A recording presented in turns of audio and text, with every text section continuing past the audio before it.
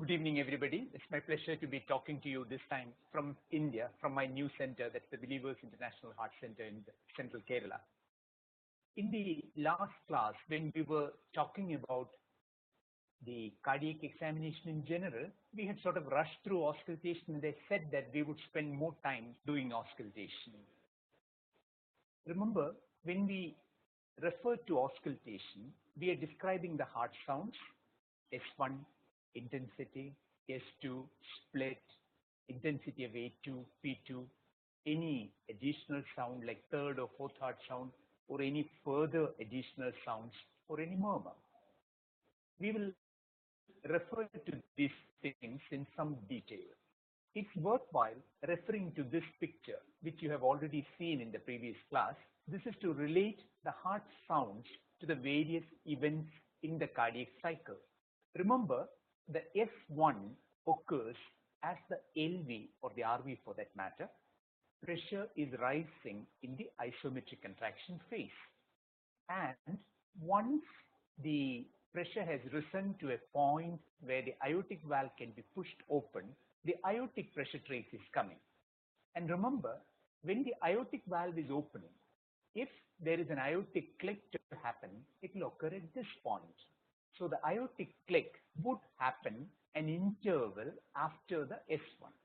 Similarly, a phasic ejection click of pulmonary stenosis will occur an interval after the first sound. It could be a constant click in the pulmonary side if the cause is pulmonary arterial hypertension and pulmonary arterial dilatation. As the pressure in the aorta drops, the second sound from the aortic side will get inscribed. In the case of the aortic second sound, this will occur almost instantly as the aortic pressure is more than the LV pressure. As the LV pressure is dropping below the aortic sound, you will find that the A2 is inscribed. On the right heart side, this will happen. The P2, here what is shown as the S2 is the A2. I'm sorry. The P2 will occur an interval after the pressure crossover, and that interval you refer to as the hangout interval. As the pressure is dropping further, now the LV is relaxing, and at one point, when the pressure has dropped sufficiently, the mitral valve would open, and the LV filling is proceeding. The LV pressure is dropping further, hits zero, and slowly mounts at the end of diastole to the end diastolic pressure. And in the later part of the LV diastole, you have the LA contraction, and hence the LA A wave being inscribed here. The converse of this would happen on the right side. You will have the RA A wave happening. And an S4 would correspond to this A wave and will just precede the S1. So what we were trying to say is that the S1 occurs at the onset of the isometric contraction, and S2 when the LV pressure has crossed over the aortic pressure. When it is the A2, when it is the P2, the same thing, but after a hangout interval. The S3 at the end of the rapid relaxation or the rapid filling phase, and the S4 corresponding to the atrial contraction. This is why this diagram is important in correlating each heart sound, both normal and additional, to the phases in cardiac cycle. Now, as we said, the first and second sounds are caused by the closure of the AV valves or the semilunar valves respectively. The sounds are unlikely to result from mere coaptation of the valve leaflets. The sudden deceleration of blood flow following the valve closure causes the surrounding cardiac structures and tissues to vibrate, and these vibrations are more likely the cause of the S1 and the S2.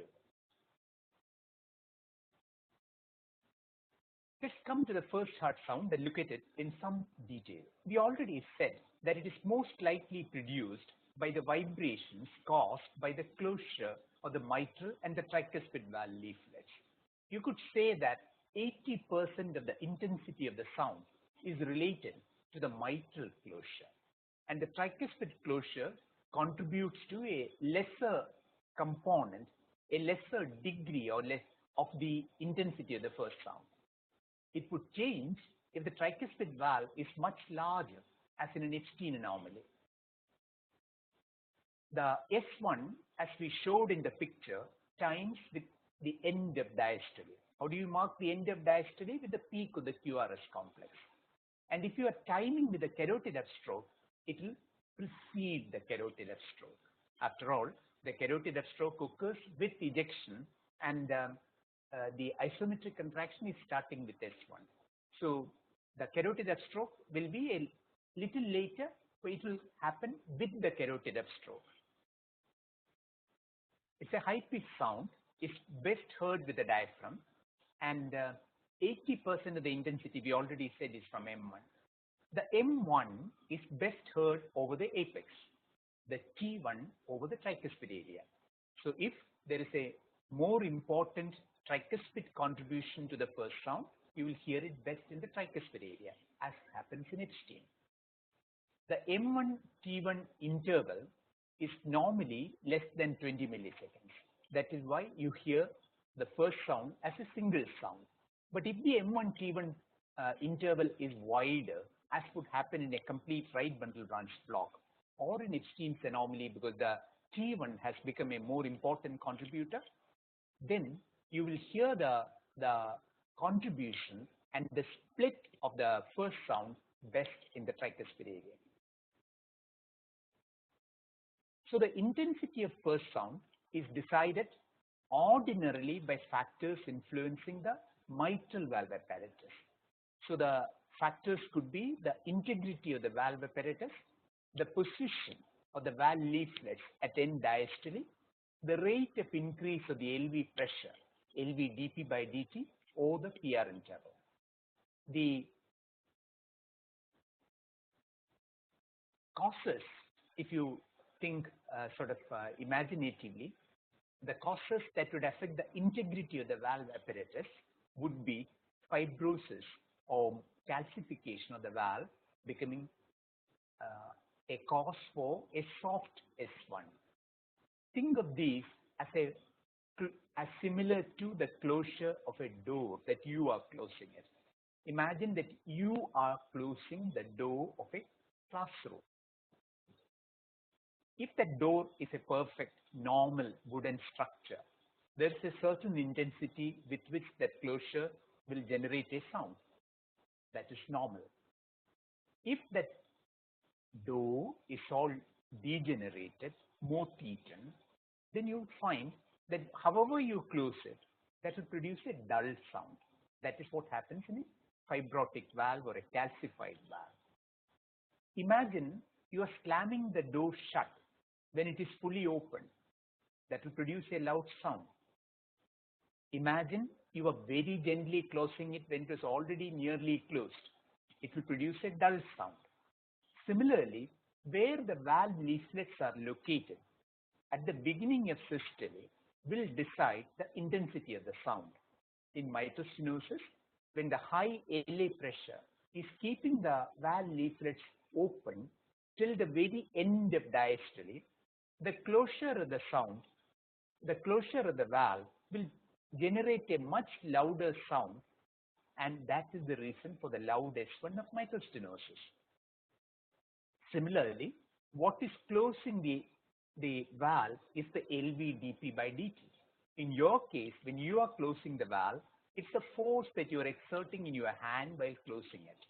The valve remaining the same, the door remaining the same, the position remaining the same, the force with which you are going to close it will influence the intensity of the sound when you are closing the door.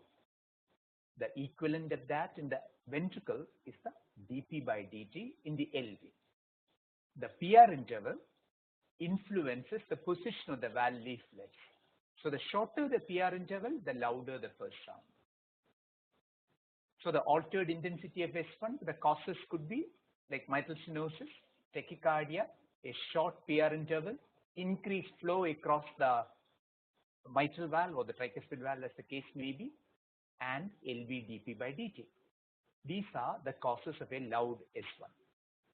Feeble S1, acute MR or AR, because the LV EDP has risen and the valve is floating up to a near close position. Viral myocarditis, because the LV dp by dt falls. Dilated cardiomyopathy, acute MI, all due to the same reason.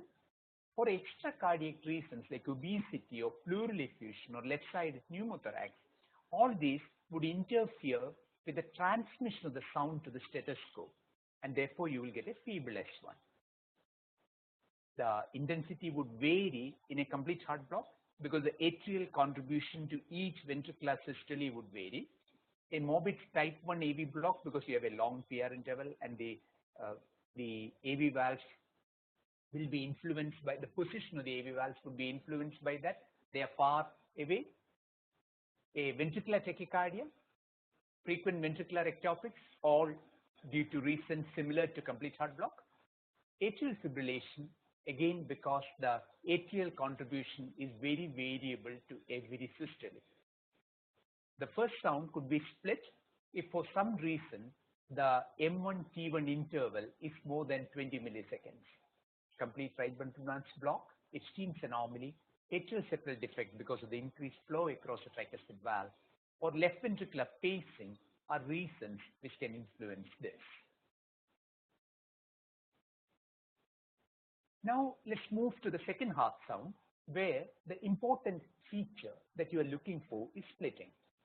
Splitting is an inspiratory widening of the interval between A2 and P2. This is the feature of the normal second sound. Splitting is not present on day 1. It appears in the later part of the first week after birth because the pulmonary vascular resistance needs to drop. And the mechanism of splitting is an increased inspiratory venous return to the right heart that prolongs the RV ejection and delays the P2. Also, remember the pulmonary vasculature has a low resistance, allowing a longer hangout interval, which is the time taken for the occurrence of P2 after the PA-RV pressure crossover has taken place. We have already explained this with the pressure diagram, the cardiac cycle diagram. When you look at the area where you will hear each heart sound best, the normal A2 is best heard over the apex and the aortic area. The normal P2 is confined to the pulmonary area. Both are high-pitched sounds. The A2 and P2 are both high-pitched sounds, and they are better heard with the diaphragm. The normal P2, however, is less intense than the A2 in the pulmonary area. If it is equal or louder, it's a loud P2. And when you can palpate a second sound in the pulmonary area, you call it a palpable P2. The only instance where this would change and an A2 would become palpable in the pulmonary area is corrective transposition. So how do you evaluate a second sound? Our first question is it split? The split could be normal, it could be wide, it could be fixed, it could be paradoxical, or the sound could be single. It's just not split. And the intensity of the A2 and P2 need description. So when you are describing a normal second sound, you have to say that the second sound is normally split, the P2 is normal. If you want to describe it in atrial septal defect, you say that the second sound has a wide and fixed split and P2 is loud, because P2 in an ASD will be at least as loud as A2 because the pulmonary artery is closer to the chest wall as it is dilated. The normal splitting, as we said, the split would widen in inspiration as the pulmonary valve with a longer hangout interval is now handling an increased venous return. It is better heard in supine position, and if it is just widely split or if it's normal, it will fuse in the standing position. What do we mean that the S2 has a wide split? The split is widening in inspiration. You hear it very easily both in supine and standing position, and it may be due to a delayed P2 or an early A2.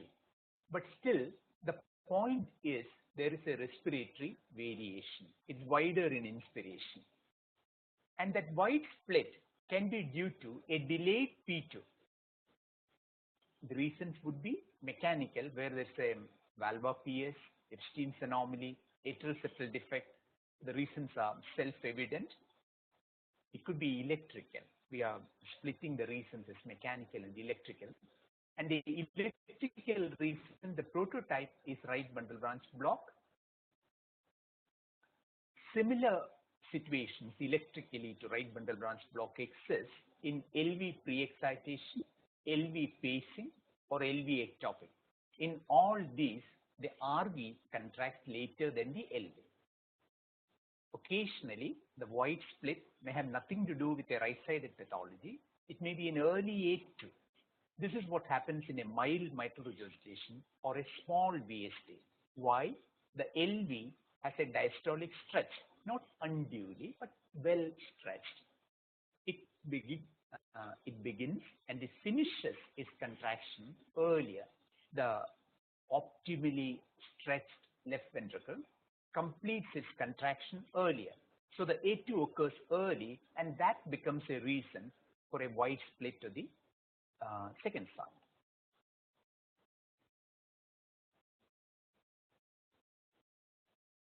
The fixed splitting of second sound, which is so characteristic of an atrial septal defect, is when the split is audible with the same interval in inspiration and expiration.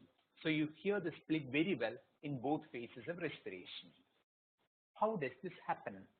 In ASD, the inspiratory increase in the right heart filling is offset by the proportionate decrease in left to right shunt across the ASD. Do you follow this? What happens in inspiration is that there is an increased venous return into the right atrium. But then, in inspiration, what the lung contributes by means of the pulmonary venous return to the left atrium, and hence as the left to right shunt into the RA, that decreases. And in expiration, as the venous return from the systemic veins decreases, the LA fills more as there is a greater return from the pulmonary venous side, and there is a greater left to right shunt. So as far as the RA is concerned, or as far as the RV is concerned, the venous return that it receives in inspiration, is same as that in expiration. Hence, the output of the RV is also the same. So, unlike the normal heart, the dilated heart of atrial septal defect produces the same output in both inspiration and expiration.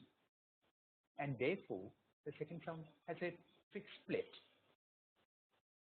Even though ASD is the prototype cause for the fixed split, two other conditions can also produce a fixed split. Severe right ventricular dysfunction, be it due to a myocarditis or in severe pulmonary hypertension, right ventricular heart failure, these causes for a cardiomyopathy involving the right heart produces such poor contraction of the right ventricle that the inspiratory variations cannot produce any change in the right ventricle's output. So you will have a fixed split. This split would be narrow but fixed. In the case of constrictive pericarditis, the RV output is fixed because the RV has limited ability to relax. And in both these conditions, therefore, severe RV dysfunction and constrictive pericarditis, you have a fixed output and hence a fixed split for the second sound. So remember these two less common cause of fixed splitting. What do you mean by paradoxical split? Normally, to hear the split, you listen carefully and you appreciate the split when the child is in inspiration. Here, in paradoxical split, when you hear the split, if you have your hand on the child's abdomen, you will realize that the child is in expiration. The causes could be either electrical or mechanical. The electrical causes are left bundle branch block or its equivalents, like RV pacing, RV pre-excitation, or RV ectopic. Mechanical is severe aortic stenosis or LV dysfunction, especially with hypertension. In hypertension, in a child, the common cause could be a acute glomerulonephritis. There is an acutely oncoming hypertension and some left ventricular failure. A2 is loud because of the hypertension, so you can easily hear it. It is delayed because of the dysfunction of the LV. A loud P2 signifies pulmonary hypertension most commonly, but it can also be because the pulmonary artery is dilated, as in an idiopathic dilatation, or an atrial septal defect, or a thin chest wall. A feeble or absent P2 is a feature of pathology.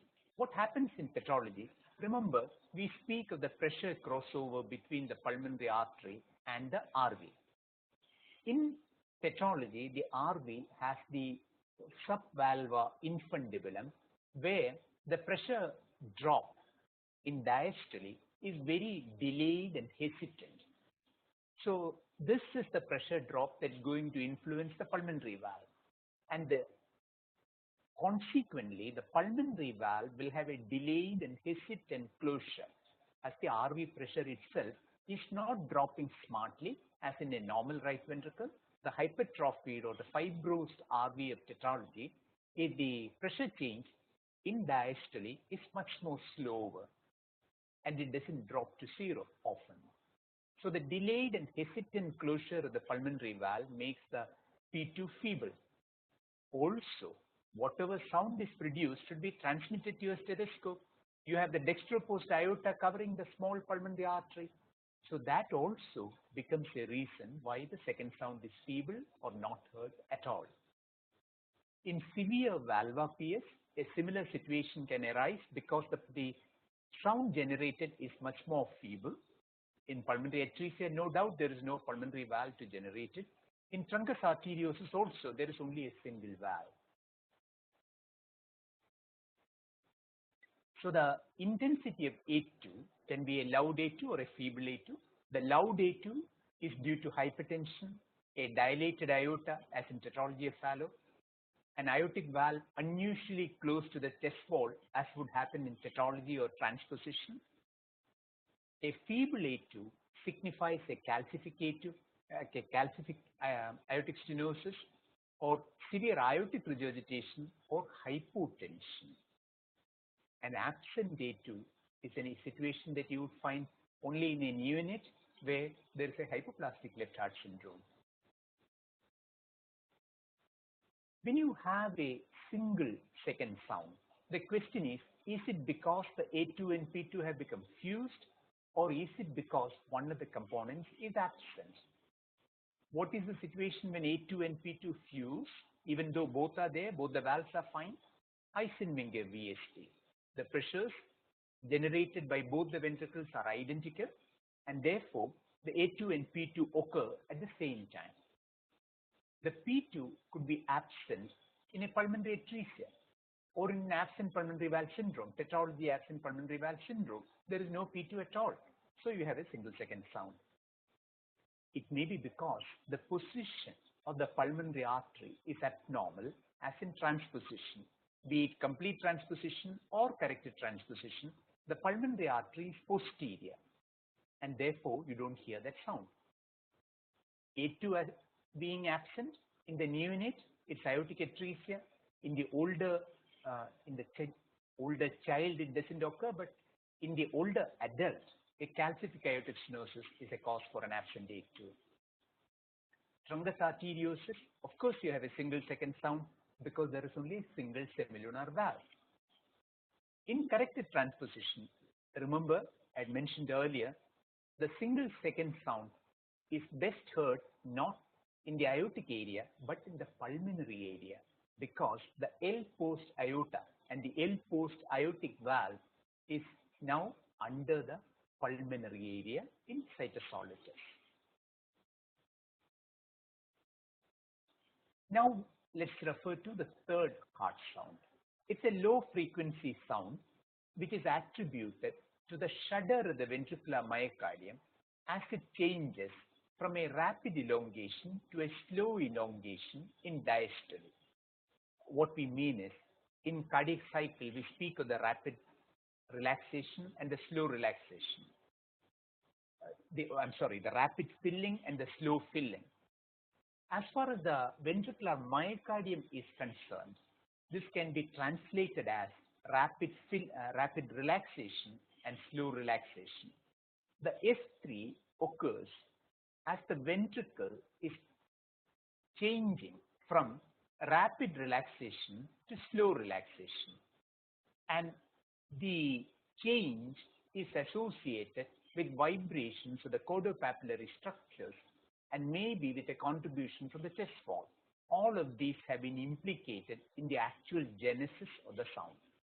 But what generates the sound, there is very little doubt, is the sudden transition from the rapid filling and the rapid relaxation to the slow filling or the slow relaxation. It's best heard with a bell, and it's a mid-diastolic event occurring about 90 to 150 milliseconds away from A2. It's often palpable. Now, why does this sound occur in abnormal conditions? Interestingly, remember, the third art sound can occur in the normal child. In a 5-year-old child, let's say, it's a feature of normalcy of the left ventricular myocardium. In a 40-year-old patient, we say that it's a feature of left ventricular failure. How do these two arguments tally with each other? It is because in the child, it's an intrinsic property of the ventricular myocardium. The relaxation is much more rapid, and the rapid rate of elongation, when it transitions from that phase to the slow elongation, the third sound is produced. So the abruptness of the transition is a feature of the child's myocardium, and this property is lost when the child is growing older. And in the case of a high atrial mean pressure with a normal AV valve orifice, that's what happens with an elevated LV-EDP, a failing left ventricle as in dilated cardiomyopathy. The high atrial mean pressure causes the LV to relax abruptly, or to change abruptly from the rapid relaxation to the slow relaxation, and once again the third sound is produced. Or if there is a greater flow during the rapid filling phase, as in MR or AR or ventricular septal defect or PDA, there again you have an increased flow, increased filling of the LV, and the change from the rapid relaxation to the slow relaxation is pronounced, producing the third sound. You always face the question, is this third sound physiological or pathological? This question would come only in a child, because in an adult, an S3 is always pathological. So look at these differences. A physiological third sound, the issue arises only in an older child or young adult with an otherwise normal heart and a normal effort tolerance. And the pathological sound can occur at any age. The physiological sound is a myocardial property, while the pathological sound is related to high filling pressure or high flow. A physiological S3 does not generate a tachycardia or a gallop. A gallop is an S3 with a fast rate. So a pathological S3 occurs with a gallop. A physiological S3 is not associated with an S4. While a pathological S3 may have an S4, the adult with coronary artery heart disease or hypertension and heart failure could have both S4 and S3. While the physiological S3 in a child, if that S3 is physiological, that LV is normal and that atrium does not produce any extra support to the left ventricle. So there is no S4 there. A physiological S3 tends to disappear with exercise, while a pathological S3 is augmented by exercise. The heart size is normal in a physiological S3. There is often a cardiomegaly in a pathological S3. There are some correlates, physiologic correlates or hemodynamic correlates for the pathological S3. It means that the LV-EDP is more than 15 millimeters of mercury. It's likely to be associated with an elevated BNP. The LV ejection fraction is likely to be less than 50%. In the chest X-ray, it goes with prominent upper lobe vessels and cardiomegaly. In the ECG, you would see a left atrial enlargement. So these are the different investigational correlates and clinical correlates of a third heart sound. Now let's go to the fourth heart sound. It's a lower intensity sound which is due to the shudder of the ventricular myocardium due to the late diastolic filling from atrial contraction. It's heard best with the bell. Deceleration of blood flow and chest wall impact are also implicated in the genesis of the actual sound. It's always pathological, and it denotes reduced compliance of the ventricle.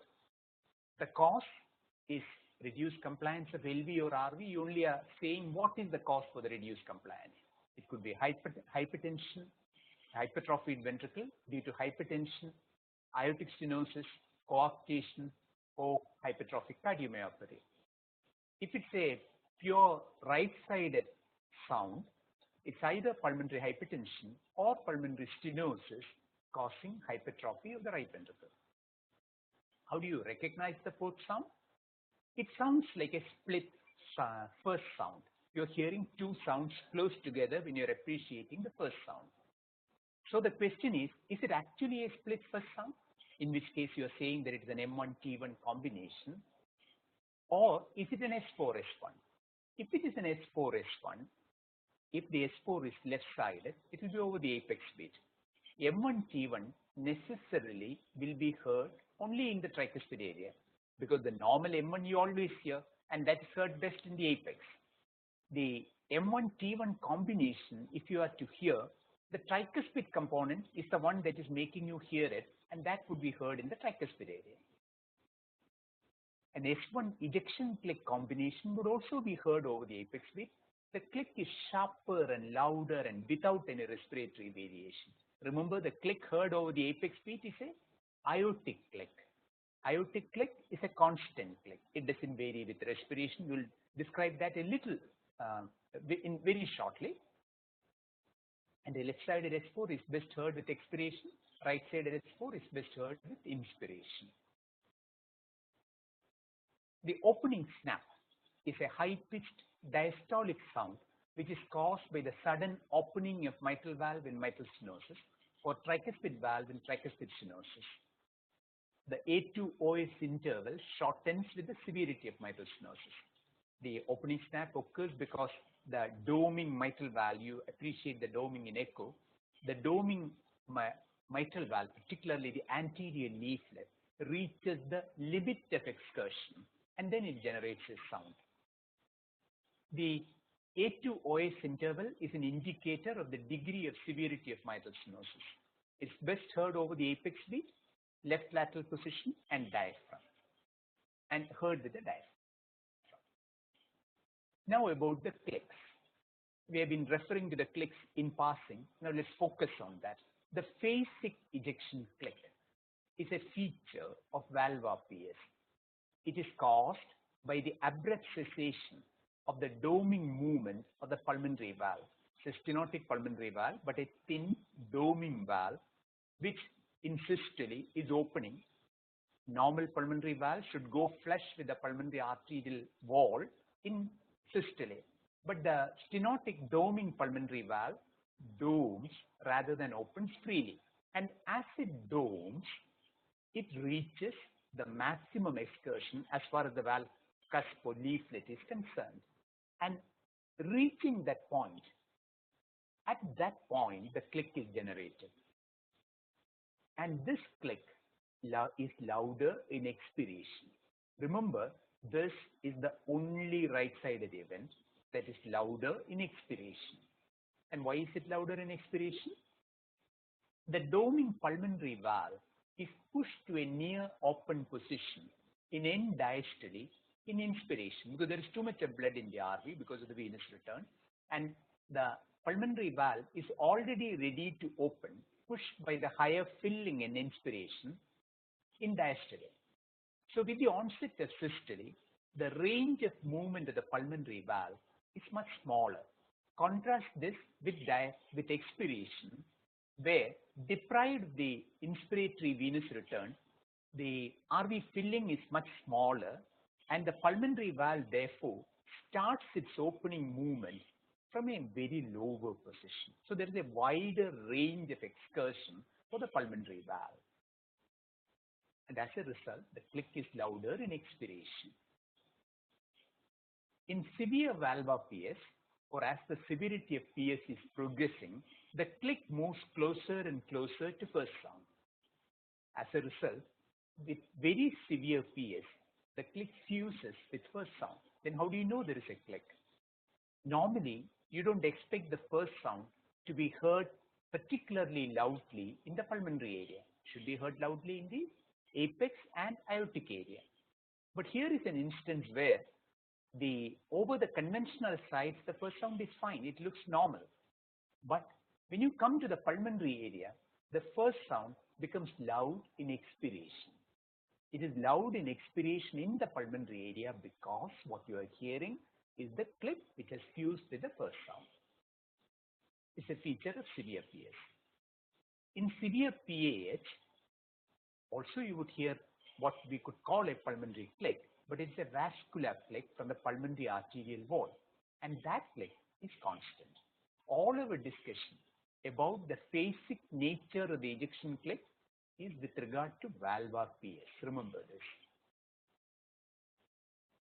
Now let's speak of the constant ejection click of aortic stenosis. It denotes a dorming bicuspid aortic valve. The click is constant because we spoke about the pulmonary valve position changing in relation to the RV filling. Why does it change? The pulmonary arterial pressure is so low. What is the pulmonary arterial pressure in diastole? Maybe 5 millimeters or 10 millimeters. It doesn't, the pulmonary arterial diastolic pressure does not oppose the pulmonary valve being moved by RV filling. That can't be the case if that arterial diastolic pressure is 80 millimeters of mercury as on the aortic side.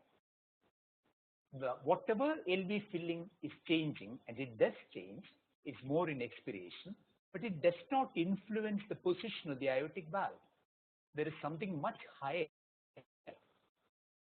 the aortic diastolic pressure, which is opposing it from the aortic side. That is why the aortic click is constant, and it is best heard over the apex beat and over the aortic area.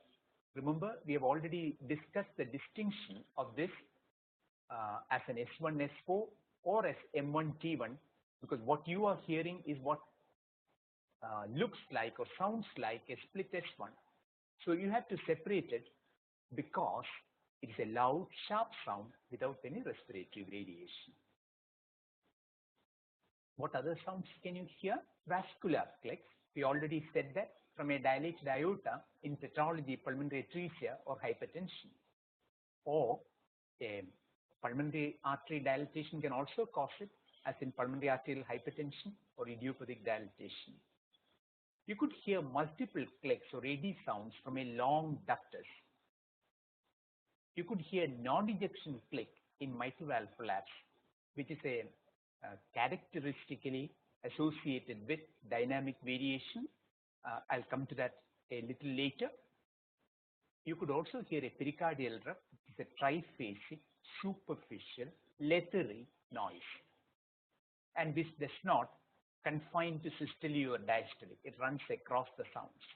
Or more characteristically, it's a triphasic sound where there is a sound in systole. There is one in early diastole and in late diastole. Now let's come to murmurs. When you know what a murmur is, it's related to the turbulence of flow across a valve. When you are describing a murmur, you have to describe its timing, the grade of the murmur, we will discuss that, the pitch of the murmur, the character of the murmur, the respiratory variation and conduction, if any. Systolic murmurs may be pansystolic if it extends from S1 to S2, as in a ventricular septal defect or mitral regurgitation. It may be an early systolic murmur. The term is used when it begins with the first sound and ends before the second sound. What happens in a small muscular VST? The moment LV starts contracting, the ejection is there across the VST. But it does not last till the end of systole.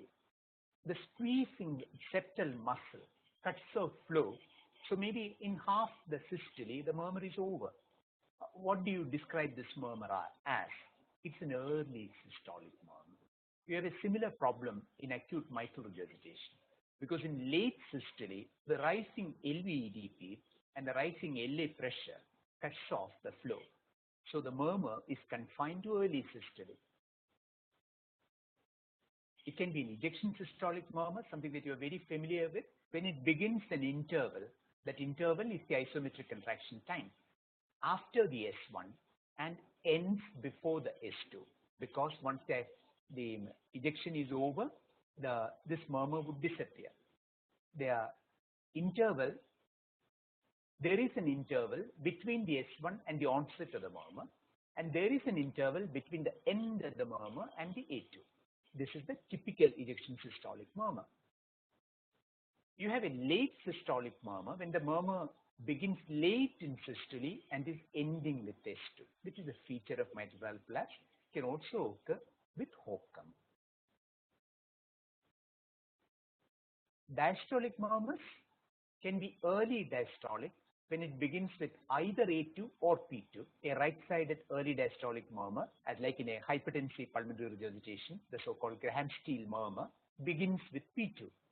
While the most familiar early diastolic murmur for you is the aortic regurgitation murmur. A delayed diastolic murmur begins an interval after P2. It's almost same in terms of auscultatory recognition as a mid-diastolic murmur. This is what would happen with a non-hypertensive pulmonary regurgitation. You hear a non-hypertensive pulmonary regurgitation in tetralogy absent pulmonary valve, or in post-op tetralogy, or after a pulmonary valvotomy for whatever reason, surgical or balloon. You have a pulmonary regurgitation because the pulmonary valve is damaged or is not there, and the pulmonary arterial pressures are normal. There, the PR murmur does not begin with P2. It waits for the RV pressure to drop to 0 as the RV is relaxing. So there is an interval from the P2 to the onset of the murmur. This is a delayed diastolic murmur. A mid-diastolic murmur also begins an interval after the S2 and it ends before the S1 in mitral stenosis, tricuspid stenosis, or the flow murmurs of mitral regurgitation, VSD or PDA on the left side, or ASD on the right side. A pre-systolic murmur is when this mid-diastolic murmur has an accentuation in pre-systole, or it may be an isolated murmur in pre-systole. Can occur with mitral stenosis, can occur with Austin flames. A continuous murmur runs across the second sound. So it begins in systole and runs across the second sound, as is the case with a PDA. Grading of murmurs is something that we always employ. Remember, it was Levine and Harvey who graded systolic murmurs. They had graded only systolic murmurs, but currently both systolic and diastolic murmurs are graded by the American Heart Association, and the diastolic murmurs are usually graded only to 4. Grade 1, we are speaking of systolic murmurs now, is heard on intense auscultation. Grade 2, readily audible. Grade 3, moderately loud but still no trill. So these are essentially relative increase in intensity. You are describing how intense the sound, the murmur is, or how easily you are hearing it. Grade 4 is loud enough to generate a trill, and grade 5 is louder still with a trill, and with the stethoscope partially removed from the chest wall, you can hear it. And with the grade 6, with the stethoscope completely removed from the area, held close to the skin, you can hear it. not only the intensity, you need to describe the pitch of the murmur. A low pitch murmur, the frequency is like 25 to 125 cycles per second, example mitral stenosis. A medium pitch murmur is 125 to 300 cycles per second, is an innocent murmur. A higher pitch murmur, like more than 300 cycles per second, like aortic regurgitation or mitral regurgitation. The pitch and character are closely related, but they're not the same. A blowing murmur of aortic regurgitation. A musical murmur, which happens when there are mixed frequency of sounds, like caudal rupture, avulsion of the aortic valve, mechanical injury to the aortic valve causing avulsion. A machinery murmur, a train internal murmur, a PDA, a honking murmur, the honking of a car, MVP. These are illustrations of some of the sounds and the murmurs. This is the first sound, this is the second sound, this is where third sound will occur. Remember, 90 to 150 milliseconds away from the second sound. The fourth sound, which is closer to the S1. This is an ejection systolic murmur of aortic stenosis. It begins an interval after the first sound, ends with before the second sound. Mitral regurgitation, remember, it's a pan-systolic murmur, S1 to S2, all the way. Aortic regurgitation, early diastolic, blowing murmur, which is disappearing towards the end of diastole. Mitral stenosis, mid-diastolic murmur with pre-systolic accentuation. Continuous murmur of PDA, beginning in systole, running across the second sound. Respiratory variation is the other attribute of the murmur that you should be describing. A right-sided murmur would increase with inspiration, and a left-sided murmur would increase with expiration. And you must describe where your murmur is best heard. In aortic area, an aortic stenosis murmur or aortic flow murmurs as an aortic regurgitation. In pulmonary area, a pulmonary stenosis murmur, a PDA murmur, especially if it's purely systolic in an infant, a pulmonary regurgitation murmur, they're all in pulmonary area. In the tricuspid area, TR, VSD or tricuspid stenosis. Over the apex, MR, aortic stenosis or mitral stenosis in diastole. Over the back, in coarctation, the coarc segment flow across that obstructed area can generate a bruit, which is in the left interscapular region. You use the word bruit when you cannot distinguish systole and diastole. A peripheral pulmonary stenosis also produces a bruit over the lung fields. A pulmonary AV fistula also produces a bruit over the lung fields, or a continuous murmur over the lung fields. Conduction is the selective propagation of a murmur with the same or greater intensity. In aortic stenosis, the murmur you say is conducted to the carotids. In a mitral regurgitation, you say it is conducted to the axilla and back. To speak of innocent murmurs, you have the vibratory stills murmur. You have the venous hum from the jugulars and the brachiocephalic veins. It's a very soft, continuous murmur-like thing, which is cut off when you are occluding the jugulars. You can have an innocent pulmonary systolic murmur with a thin chest wall or straight back. You can have a peripheral pulmonic murmur from there's a pulmonary artery stenosis. In small babies, you may hear it even physiologically, as the pulmonary arteries are relatively smaller compared to the main pulmonary artery. The word bruit is used when you are describing a murmur over an extracardiac location. It's because you have no heart sounds for timing. You speak of the carotid bruit, the aortic bruit, the femoral bruit, denoting stenosis in the respective location. We refer to dynamic auscultation. It's indicated in specific situations. You know that in inspiration, the right-sided events are more prominent because of the increased venous return, the pulmonary ejection click being the only example, which is in contradiction to this. Expiration increases left-sided events and the phasic pulmonary ejection click. So respiratory variation and looking for that is one of the simple ways of dynamic auscultation. More specifically, standing and squatting are maneuvers that you can employ to bring out or to obliterate the murmurs of mitral valve prolapse or HOCM. When the patient is standing, the venous return suddenly decreases. It makes the left ventricle smaller.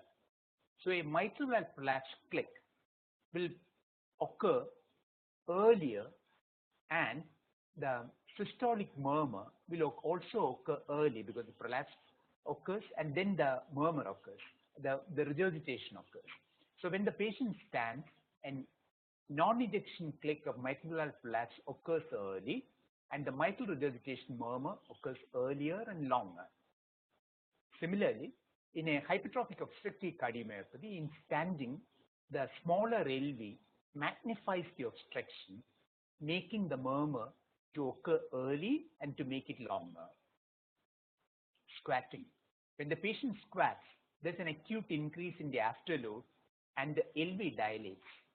So the venous return is also increased due to different reasons, as the pressure on the abdomen causes the greater venous return. So because of the larger LV, the click of mitral valve prolapse is delayed. It moves closer to the next first sound, and the murmur becomes shorter and later. If the LV is larger, remember the click is later and the murmur is later and shorter in mitral valve prolapse. When does the LV become large? In squatting or in lying down. In a smaller LV, how do you make the LV small? You can do Valsalva maneuver during the Valsalva strain, or just make the patient stand. When the LV is smaller, the click is earlier, the murmur is longer. Thank you.